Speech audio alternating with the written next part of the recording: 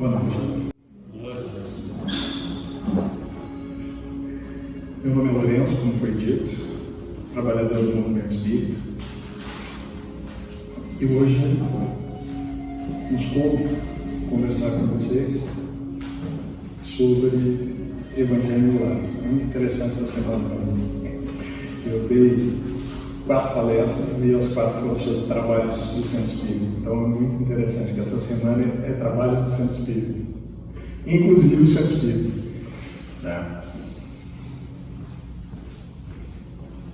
Estava comentando aqui antes de começar a palestra, que uma palestra que eu dei terça-feira, no Bezerra de Menezes de Viamão, era a respeito do impacto que o Centro Espírita tem na vida da gente. E eu tinha preparado uma palestra toda, e eu cheguei bem cedo, e aí eles me assopraram no ouvido. Por que você não fala de ti? Qual foi o impacto do Espiritismo na tua vida? Eu digo, então vamos lá, vamos falar sobre isso. Então, quando a gente fala de Evangelho do Lar, um dos aspectos do Evangelho do Lar sempre vai ser o impacto que o Centro Espírita traz nas nossas vidas. A gente que já foi um espírito bem rebelzinho, e esse ano está conversando também, fazendo 42 anos de espiritismo, e tenho certeza absoluta que eu só estou encarnado aqui por causa do espiritismo e pela benevolência dos espíritos superiores que me deram várias prorrogações aí ao longo do tempo. Mas enquanto a gente está aqui, a gente vai fazendo o nosso trabalho, Então é isso. Então, primeira coisa que se tem para falar sobre o Evangelho do Lar é que o Evangelho do Lar é um dos trabalhos que a gente aprende dentro do Centro Espírita. É um dos trabalhos que a espiritualidade nos traz como fundamentais para o equilíbrio nosso e daquele esteio que nos mantém equilibrado, que é a nossa família. Aí, se a gente retornar um pouco na antiguidade,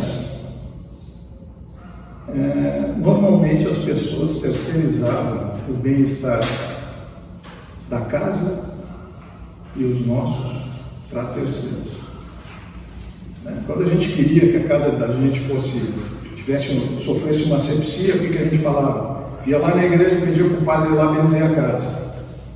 Quantos de nós que nascemos dentro do catolicismo não tivemos essas experiências?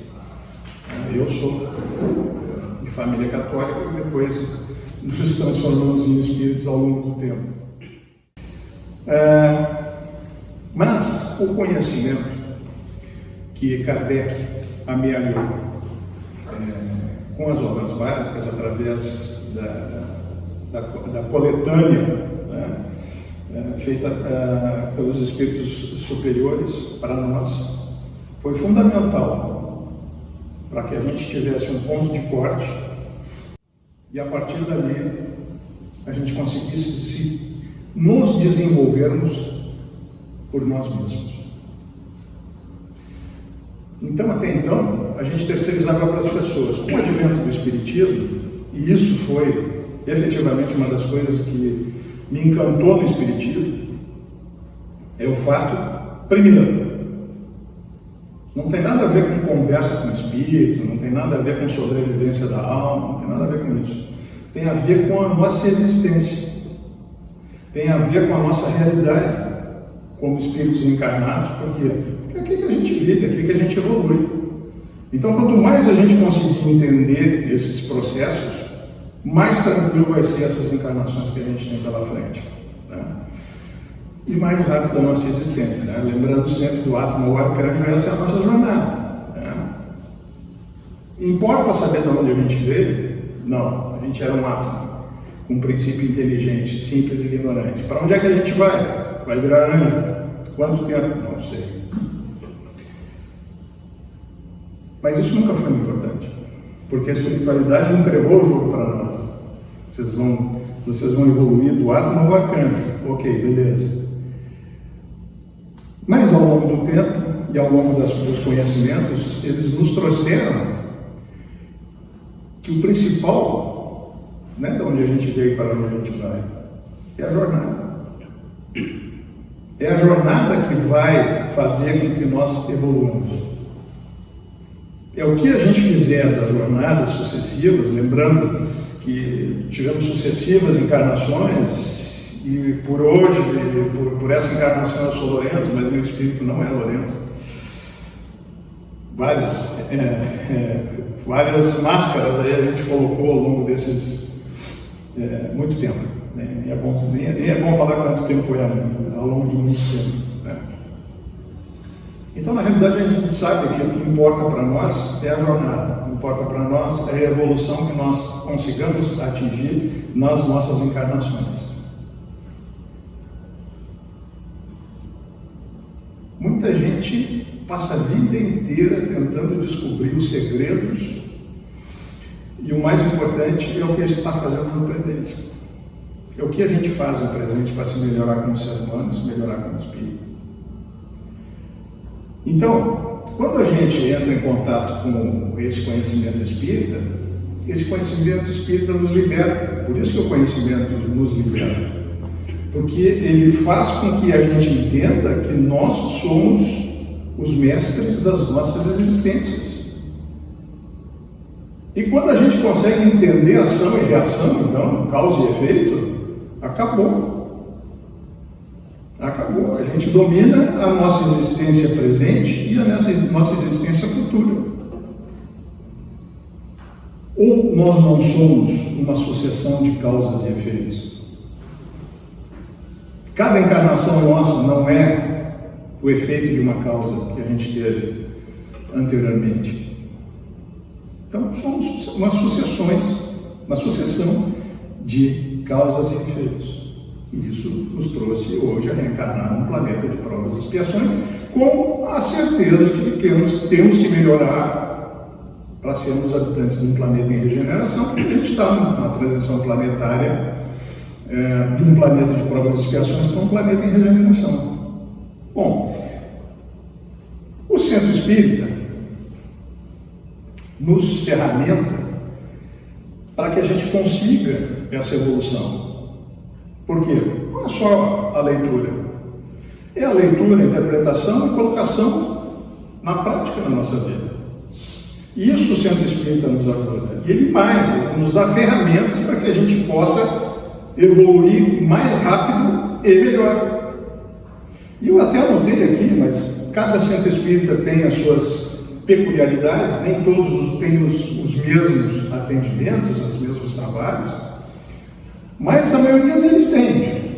Vamos lá: água fluida, passe, evangelho no lar, que é o que nós vamos falar hoje, reforma íntima, palestras doutrinárias, que é o que a gente está fazendo, atendimento fraterno, que é o que a gente estava falando aqui, da importância do atendimento fraterno numa casa espírita, desobsessão, em menor quantidade, mas importante também, reuniões mediúnicas, grupos de estudo, e aí vai. Todos os centros espíritas se organizam para oferecer esse tipo de atendimento e trabalho para que nós possamos frequentar esses trabalhos e evoluir. Não é à toa que a gente está numa palestra doutrinária agora, né? O que a gente está fazendo aqui? A gente só está perdendo tempo? Não, a gente veio atrás de ferramentas que façam com que a gente consiga atingir o sucesso nas nossas encarnações. Porque esse é o objetivo da encarnação. A gente só reencarna porque precisa da dor, segundo a espiritualidade, para evoluir, para se desenvolver. E mais. E aí começam os ensinamentos, né? Eles dizem que quanto mais nós formos evoluídos, menos nós vamos precisar da dor. Isso é interessante. É interessante porque a gente reclama muito da nossa sociedade, reclama muito das nossas mazelas, e todos nós temos. porque a gente se esquece que é habitante do planeta de provas e expiações.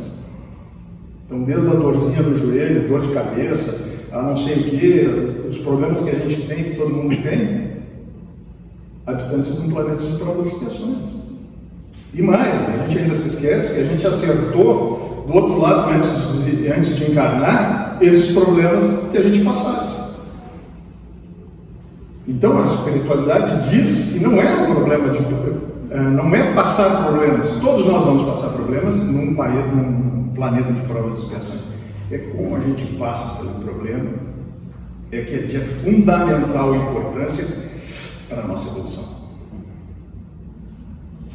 E esses tratamentos que eu falei aqui, que eu listei aqui, provavelmente a casa tenha mais, né? Eu só fiz ano passando assim, que eu me lembro que toda casa tem.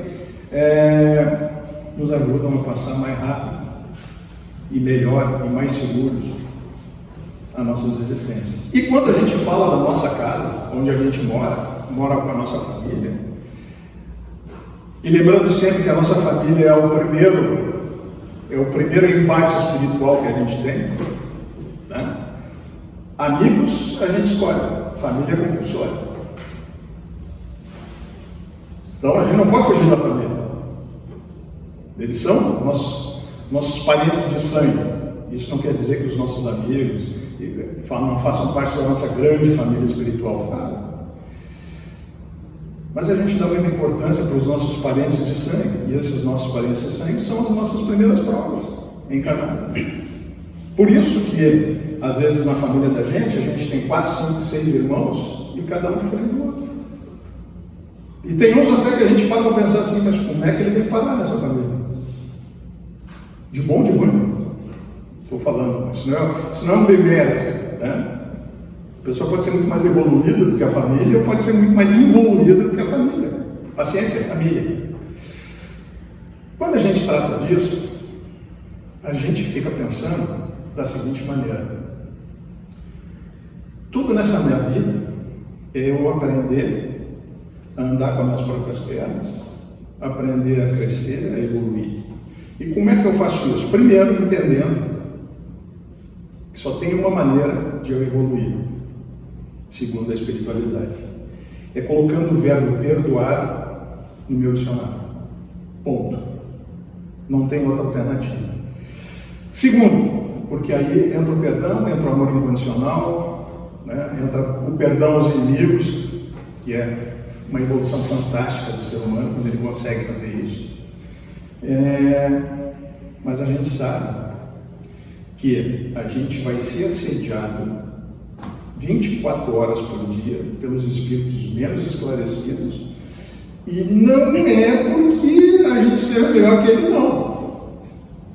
Porque quando a gente trabalha em desobsessão, a gente tem a tendência de entender que todos os nossos obsessores foram vítimas nossas no passado.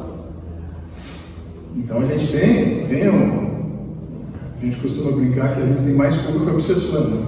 Porque a gente começou esse jogo de encarnações, né? Uma hora eu sou obsediado, uma hora eu sou obsessor. Uma hora eu sou obsediado, uma hora eu sou obsessor. Quando é que a gente vai romper com esse ciclo? A gente não pode esperar que os nossos obsessores rompam com esse ciclo. Nós temos que tomar a frente das nossas encarnações e nós rompemos esse ciclo das obsessões. E não importa que as pessoas queiram o mal da gente. Não importa. Um grande testemunho de evolução é quando eu perdoo um irmão que não gosta de mim.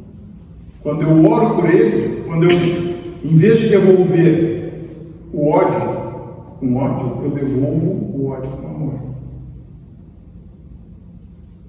E a doutrina espírita, e a literatura da doutrina espírita é assim riquíssima em nos trazer que quantas vezes, pelo exemplo, a gente conseguiu vencer obsessões milenares.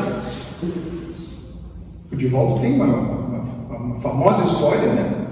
Até aparece no filme do Divaldo, o Obsessor, e é muito pior do que no filme dele. Ele contou para nós que era muito pior, que era 24 horas por dia, e ele, como é vidente, enxergava. E o cara passava treinando a vida dele 24 horas por dia. Nem no banho. ele dava trégua. Até um dia que deixaram uma criança numa caixinha de sapato. Segundo Divaldo, uma criança muito feia. Mas ele pegou, vocês sabem que ele trata na Mansão do Caminho de crianças abandonadas. A Mansão do Caminho foi criada para isso. Então, só o Divaldo tem no nome dele 600 filhos. Ele perfilhou 600 filhos, porque ele disse para nós que a única coisa que ele não aceita é que uma pessoa não tenha pai ou mãe. Então, ele perfilhou 600 filhos. E ele tratou com tanto carinho essa criança tão feinha e levou para a Mansão do Caminho. E essa criança era a mãe do obsessor. E aí ele provou para o obsessor, pelo exemplo, que ele não era mais aquela pessoa pelo qual o obsessor sentia ódio. E aí, a partir dali, o obsessor liberou ele da obsessão. Isso não é vencendo a encarnação? Pelo menos um a gente conseguiu deixar para trás. Dos quantos, eu não sei, nem quero saber quantos obsessores a gente tem. Mas que a gente tem, porque a gente é habitante num planeta de provas e expiações. E essa é a primeira coisa que a gente tem que cair a ficha para nós, para a gente entender que precisa melhorar muito.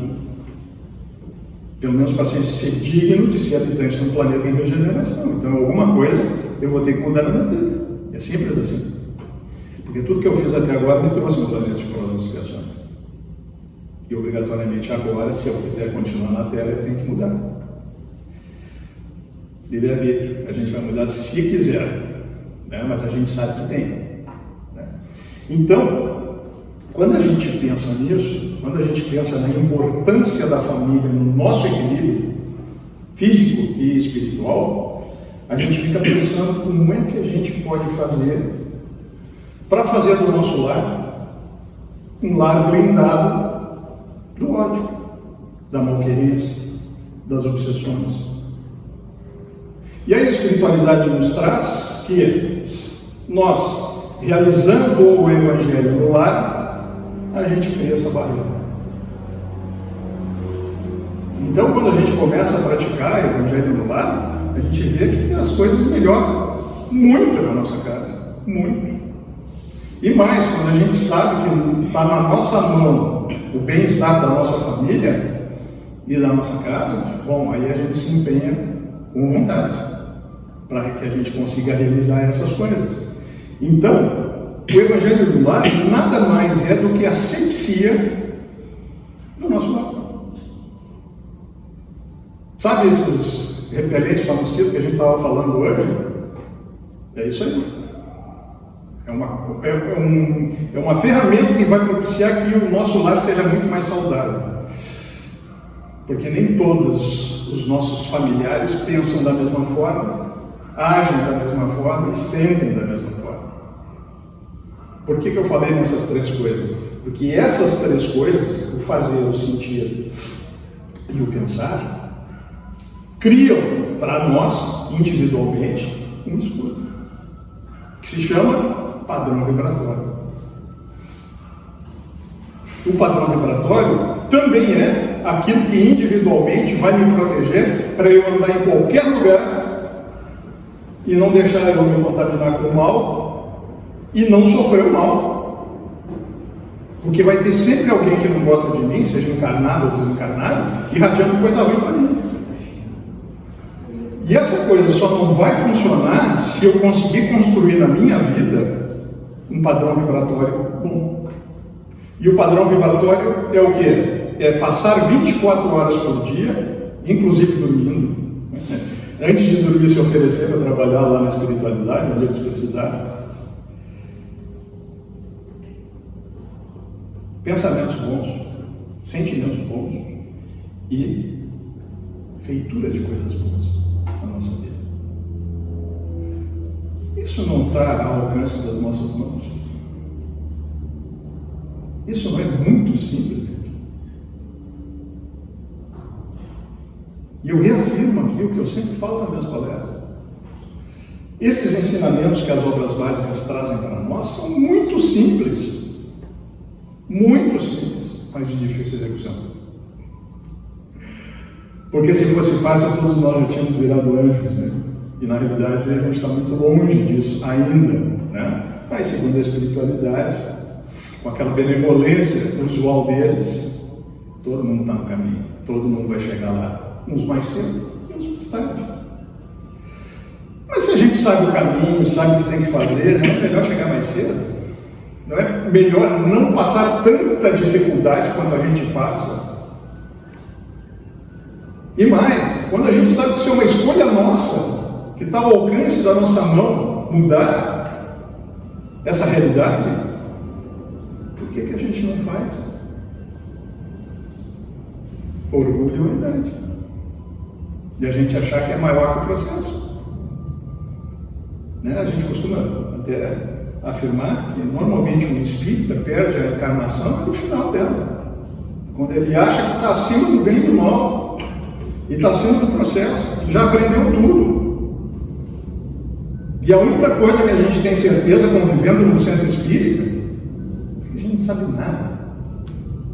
A gente está tateando ainda coisas que já deveriam estar alicerçadas dentro de nós, mas que com certeza ainda não estão firmes. As nossas bases ainda não são firmes, né, Gabriel? A gente ainda dá uma balançada nas nossas bases, mas já foi pior. Já foi muito pior. Né? Tem aquela famosa frase que diz assim: talvez a gente não seja o que deveria ser, mas com certeza a gente não é mais o que era quando reencarnou. Por quê? A gente entendeu o processo. E quando a gente entende o processo, o trabalho que a gente tem pela frente é colocar em prática esse processo na nossa vida. E mais, não esmorecer. Orar 24 horas por dia, vigiar 24 horas por dia os nossos pensamentos, as nossas atrações, os nossos sentimentos, para que a gente não saia do caminho. Se eu conseguir persistir nisso, a coisa vai melhorar. Muito difícil. Pô, é difícil. Somos habitantes de um planeta de provas e expiações, é dificílimo. Gente, a gente está habitando o segundo planeta mais primitivo. Pior do que nós somos primitivos mesmo, que somos das primeiras encarnações. Boa notícia é que a gente está melhorando. E que a gente pode acompanhar. E se a gente quiser, a gente pode melhorar. E mais, Deus nos deu o livre-arbítrio de colocar em prática o quanto antes a gente puder fazer. E mais, numa sociedade como a nossa hoje, que a gente tem acesso a mídias, não se deixar contaminar com o ódio que as mídias pregam. Meu conselho, que é o que eu faço: desliga a televisão para mim, para mim. Ah, mas aí tu não vai ficar sabendo que está acontecendo coisa ruim na nossa sociedade? Estou querendo saber, literalmente. Eu vou poder mudar isso? Não. Na sociedade não, mas em mim eu posso. Isso está no meu alcance. E mais, pelo exemplo, modificar minha família. Isso eu posso também. Isso está no meu alcance. Basta eu querer. Eu só não posso chegar no final da minha encarnação e dizer para a espiritualidade, quando ela fizer aquela perguntinha, a famosa perguntinha: o que de bom tu fizeste com a oportunidade que nós demos para você? Dizer assim: ah, não, eu não sabia. Não sabia, sim. Né? O espírita sabe o que tem que fazer. Só que na maioria das vezes não coloca em prática o que tem que fazer. Prefere ir a maré da sociedade, em vez de levar os ensinamentos éticos e morais do Espiritismo para a sociedade, preferem trazer esses ensinamentos espúrios da sociedade para dentro do centro espírita. Que é uma grande luta que a gente tem, né? De não deixar contaminar os nossos centros espíritas pela sociedade. Porque nós é que temos que contaminar a sociedade, não é a sociedade que tem que nos contaminar. E na casa da gente, o que a gente pode fazer para isso? Bom, é eu tomar as rédeas do bem-estar da minha família. E como é que a gente faz isso? O Evangelho do Lar se faz uma vez por semana. Pode-se fazer todo dia? Pode, mas o Evangelho do Lar é uma vez por semana. Como? De 15 a 30 minutos. O que a gente pode fazer? Bom, Evangelho, né? Evangelho no lar. Então a primeira coisa que tem que ter é o Evangelho, segundo o Espiritismo, para se fazer o Evangelho. A gente pode juntar outros livros de fonte segura, né? Chico Xavier, Nivaldo Pereira Franco e outros. E pode adicionar no nosso Evangelho, na leitura do Evangelho. Né? Reunir toda a família para fazer. Legal. E se não quiserem? Não precisam participar. Eles vão receber os benefícios. E assim, ó, sabe o tubarão quando fica rondando? Mais cedo ou mais tarde eles entram dentro do processo, desde que a gente não force nada. Nós não gostamos de que nada seja forçado para que a gente faça. Então a gente tem que, pelo exemplo, mostrar que é bom. Né? Crianças principalmente. Crianças é muito interessante ver crianças. Eles começam a rodar e tal, e daqui a pouco ficam paradinho, quietinho, ouvindo o que está sendo falado. Participar, discutir das coisas, mas sem impor ninguém o texto lido. Pega um texto e diz assim, essa é para ti. Não, essa é para nós. O Evangelho é para nós, não é para mim ou para ti, é para nós.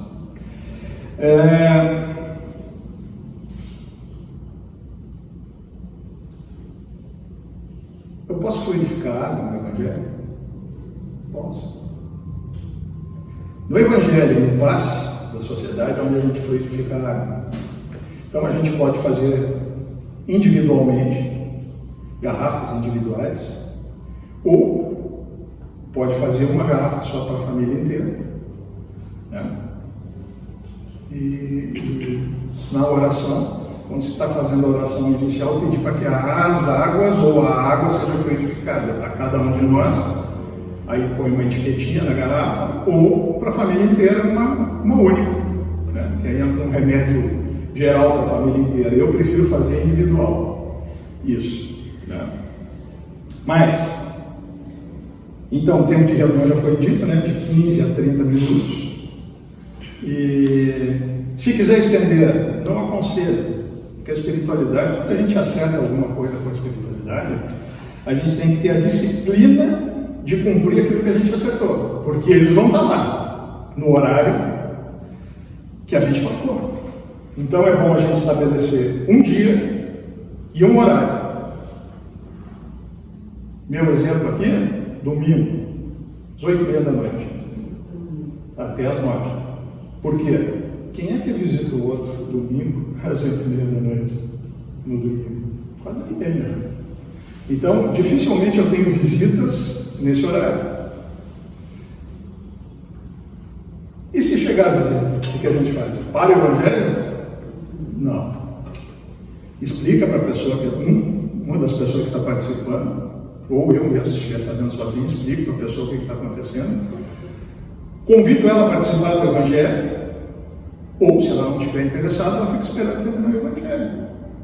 15 a 30 minutos, gente. Você não arranca pedaço de ninguém. E o bem que faz para a nossa família é um troço fantástico. Então, o que a gente tem que fazer é a obrigatoriedade, depois que a gente acerta com a espiritualidade, de fazer naquela data, no domingo, no dia da semana e no horário que a gente marcou. E fazer as leituras, discutir as leituras, fluidificar as águas, irradiar, que a gente pode fazer também na oração, irradiar para aqueles familiares nossos que estão necessitados, para os desencarnados que já conviveram conosco, estão precisando de luz lá do outro lado, todo mundo precisa de luz, né? Ainda mais irradiado num trabalho como esse, que é o Evangelho lá. Não é difícil fazer. A única coisa que a gente tem que ter é persistência. Persistência. Bom, como todo trabalho que visa nos melhorarmos como seres humanos, primeiro piora para depois melhora. Isso que a gente diz para os nossos alunos, de mediúnico, seja quem for. Por quê? Vocês já viram alguém se preocupar com aquele que já caiu? Os menos esclarecidos se preocupam com aqueles que querem levantar. E aí a gente combina com a família a mesma persistência, a mesma disciplina e entender que a gente não pode errar ou procurar não errar. Por quê? Porque eles vão tentar derrubar pelo menos um pilar da nossa família. Aí a gente tem que estar unido. E aí é o seguinte: se eles virem que não conseguem, eles desistem e partem para onde eles sabem que vão conseguir. Então a gente vence pelo cansaço. É bem isso. A gente vence pelo cansaço. E todos os trabalhos no Centro Espírita, quando a gente vai participar, principalmente os da administração da Casa Espírita, são muito visados pela espiritualidade inferior. Por quê? Porque dentro do Centro Espírita, e se vocês lembrarem nos livros Os Mensageiros, do Chico Xavier com Emmanuel, cada centro espírita que é fundado é um farol de luz na humanidade. Vocês acham que eles não querem quebrar a lente desse farol? Com certeza. Vão conseguir? Vai depender de nós. Se vão conseguir ou não conseguir quebrar isso. Então, o que eu digo para vocês é que o Evangelho é muito fácil de fazer. A gente só tem que ter persistência e que saber que às vezes as coisas vão piorar um pouquinho antes de melhorar. Né?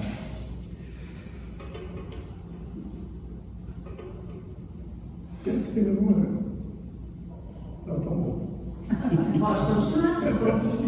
Não, eles têm lá os horários dele também, né? Então a gente tem que ter disciplina com isso.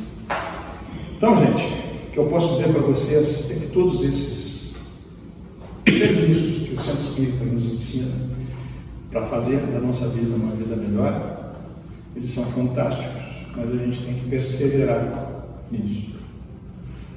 Dos 8 aos 80 anos, não importa. Importa que a gente entenda que a gente só vai poder vencer a encarnação ao final dela se a gente se melhorar como ser humano e se melhorar como espírito. E só tem uma maneira disso acontecer.